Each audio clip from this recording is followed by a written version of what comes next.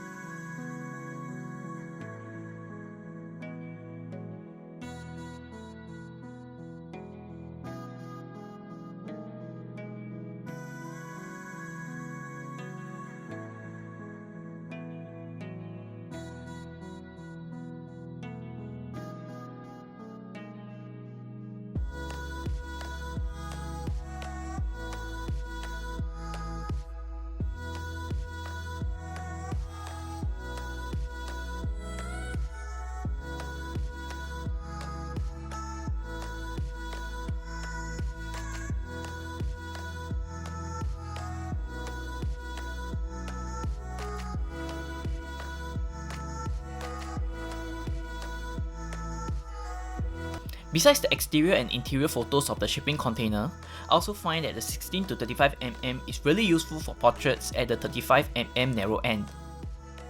It is useful to be able to keep in the background as well as your subjects. There is lens distortion when you shoot at 16mm for portraits, which makes you look much taller when you really are.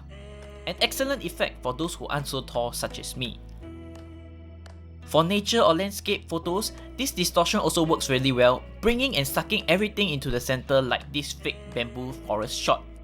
Looking up in a tight environment is always interesting with this lens, as you will be surprised with the unique shots you are able to capture.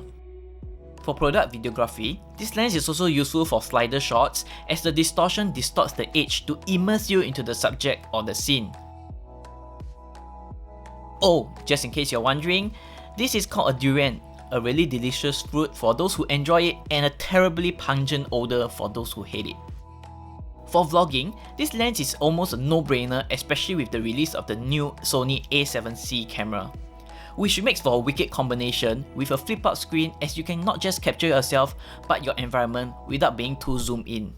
Basically, all of the images and footage turn out very sharp from this lens thanks to the Zeiss coating and the glass elements. This 16-35mm is often a lifesaver when you need to capture everything wide at f4, and is sharp from end to end, unlike most lenses which are only sharp once you turn it down a few stops. So let's review this lens again after 2 years of usage. Now, do I really recommend this lens? Yes, but why? Now, this 16-35mm focal range is really useful if you are taking very wide and very narrow shots. This container hotel experience itself is very easily captured with this 16-35mm lens. Now, although the length of it measures about 13 meters, the width of it is only 2.3 meters, which is quite narrow. Although it distorts at the side, it can be easily corrected in Lightroom using lens correction. Now, how much does this cost? It costs about $1,000, but I believe if you get second hand, it can cost about only $700. The build is also really good, it's really metallic, and it feels very hefty compared with other cheap plasticky lenses out there. If you enjoyed this video, do join the other 600 subscribers on this channel by subscribing. Give me a thumbs up on this video and also share it to friends who are looking at this 16-35mm lens. If not, I'll see you guys in the next video.